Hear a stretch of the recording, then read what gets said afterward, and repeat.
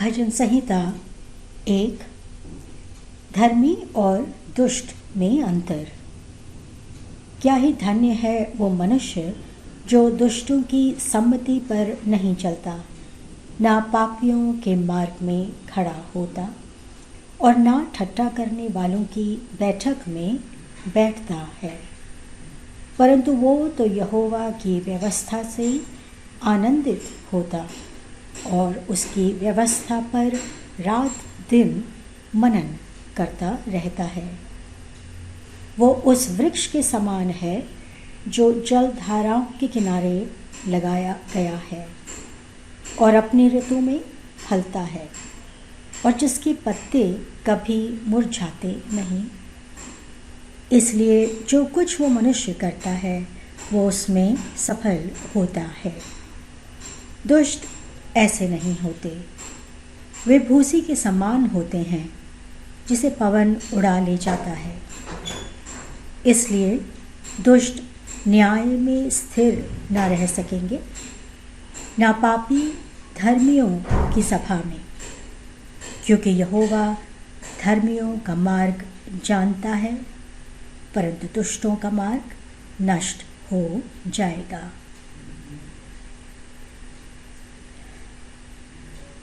भजन संहिता 2। जाति जाति के लोग क्यों हुल्लड़ मचाते हैं और देश देश के लोग व्यर्थ बात क्यों करते हैं। यहोवा और उसके अभिषिक्त के विरुद्ध पृथ्वी के राजा उठ खड़े होकर और शासक एक साथ मिलकर ये सम्मति करते हैं, आओ हम उनकी जंजीरों को तोड़ डालें और उनके बंधनों को अपने ऊपर से उतार फेंकें। वो जो स्वर्ग में विराजमान है हंसता है, प्रभु उनको ठट्टों में उड़ाता है।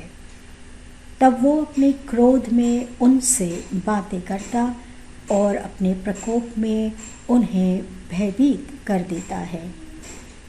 मैं तो अपने राजा को अपने पवित्र पर्वत सिय्योन की राजगद्दी पर बैठा चुका हूँ। निश्चय ही मैं यहोवा के वचन का प्रचार करूँगा। उसने मुझसे कहा, तू मेरा पुत्र है, आज ही मैंने तुझे उत्पन्न किया है। मुझसे मांग तो निश्चय ही मैं जाति जाति को तेरे उत्तराधिकार में और पृथ्वी के छोर तेरी निज भूमि होने के लिए दे दूंगा।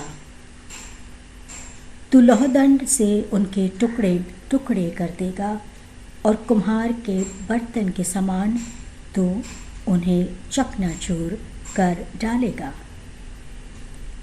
इसलिए अब हे राजाओं, समझदारी दिखाओ और पृथ्वी के न्यायियों, चेतावनी पर ध्यान दो।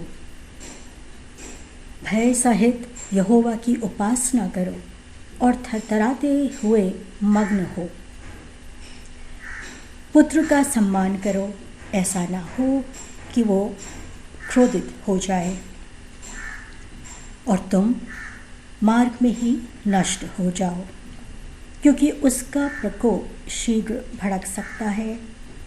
क्या ही धन्य है वे सब जो उसकी शरण लेते हैं।